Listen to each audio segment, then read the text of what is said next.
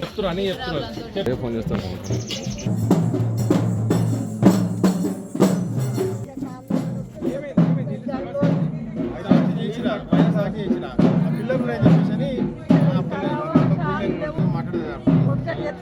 అంటే ముందే కట్టున్న వాటికి రావు పైసలు. కలెక్టర్ గారి దగ్గర సపరేట్గా పర్మిషన్ తీసుకుంటాం.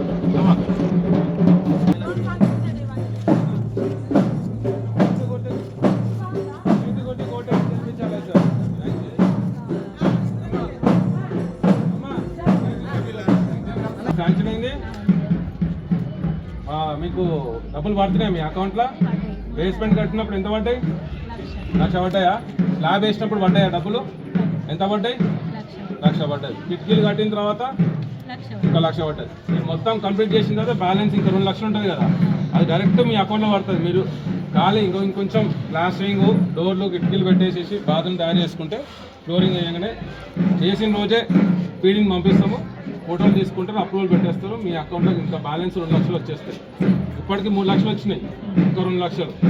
మీరందరూ సంతోషంగా ఉండండి దీనికి వచ్చిన తర్వాత. నాకు ఒకటే కోరిక, గృహప్రవేశానికి మమ్మల్ని పిలవాలా? పిలుస్తారా లేదా?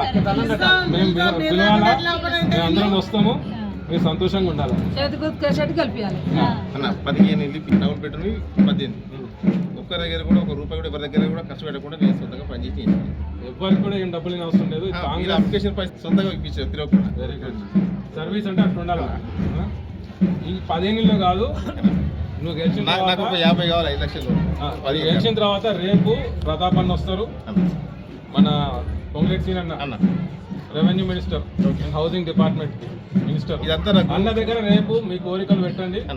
గెలిచిన తర్వాత ఇక్కడ కౌన్సిల్ జెండా ఎగరేసిన తర్వాత 1000 ఇళ్ళు మన జనగాం పట్టణానికి శాంక్షన్ చేయమని రేపు కోరదాం.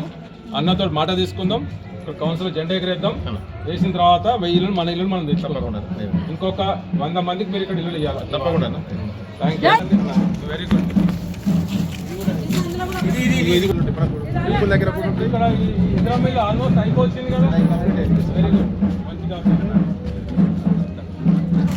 అన్నని శివకుమార్ అని గెలిపించండి. ఇంకొక 50 ఇళ్ళు మన గవర్నమెంట్ దగ్గర పోయి తీసుకొస్తాడు. ఆ బాధ్యత అన్నది పక్కైతే నేను ఇప్పించిన కదా, మీకు కూడా తప్పకుండా ఇప్పిస్తాను. రేకుల రూపాయలు స్లాబ్ వేసుకోండి, నాకు ఒక్కసారి అవకాశం వేయండి. ఇల్లు కూడా మార్పించాలి, అందరూ ఉన్నాయి, అందరు కూడా ఇల్లు కట్టించాలి. రెండు కూడా మార్పించేసేయాలి, ఇంద్రం ఇల్లు పెట్టించేసేయాలి అందరు కూడా.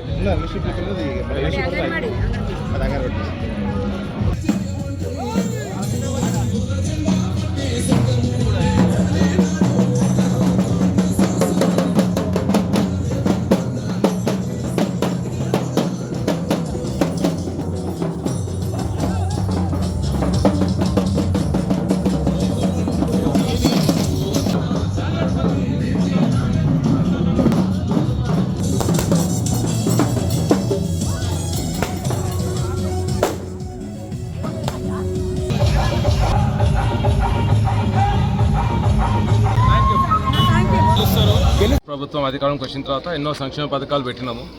ఇప్పుడు 30 వార్డులలో కూడా మనము ప్రతి వార్డులో ఉన్న లోకల్ క్యాండిడేట్స్ నిల్చోబెట్టినాము. ఎట్లయితే ఏ విధంగా అయితే ఇక్కడ పల్లారాజేశ్వరి నాన్ లోకల్ క్యాండిడేట్ వచ్చి ఇక్కడ గెలవడానికి ట్రై చేసిండు మొన్న దొంగోట్ల ఎమ్మెల్యే, ఇక్కడ 30 వార్డులలో కూడా ఆయన నాన్ లోకల్ క్యాండిడేట్లను పెట్టిండు. ఎక్కడో ఉన్న 3వ వార్డు కౌన్సిలర్ అంతకుముందు ఆయన తీసుకొచ్చి 8వ వార్డులో పెట్టిండు. ఇక్కడ ప్రజలందరూ చెప్పేది ఏంటంటే ఈయన ఎవరు, ఇక్కడ ఎవరు మాకు తెలియదు అంటున్నారు. సో మేము క్యాండిడేట్లను పెట్టింది అందరు లోకల్ క్యాండిడేట్స్ ప్రతి వార్డులో. వీళ్ళందరూ కూడా గెలవబోతున్నారు. ఈ 30 వార్డులలో 30 క్యాండిడేట్లు ఇప్పుడు వచ్చే ఎలక్షన్లో గెలవబోతున్నారు. ఈ పల్లారాజేశ్వరం దొంగ ఓట్లతో గెలిచిన అతను వీపు పాలు కొడతారు, పల్ల కొడతారు అతన్ని. ఎవడి మొన్న 10 రోజుల క్రితమే 2 గంటలు ఉరికిచ్చినాం టౌన్లో. రిబ్బన్ కటింగ్ చేయడానికి మాత్రమే వస్తూ అంటున్నాడు. పనులేమో మేము చేస్తాము, ఖాళీ రిబ్బన్ కటింగ్ కోసం వస్తే అక్కడ కూడా మనం ఉండొద్దని చెప్తే 2 గంటలు ఉరికిచ్చినాం పల్లానా రోజు. ఈ ఎలక్షన్లో కూడా ఉరికిస్తాము. ఒక్క సీటు వాళ్ళు గెలవారు. 30కి 30 సీట్లు కాంగ్రెస్ గెలవబోతుంది. ఇక్కడ కాంగ్రెస్ జెండా ఎగరేస్తున్నాం.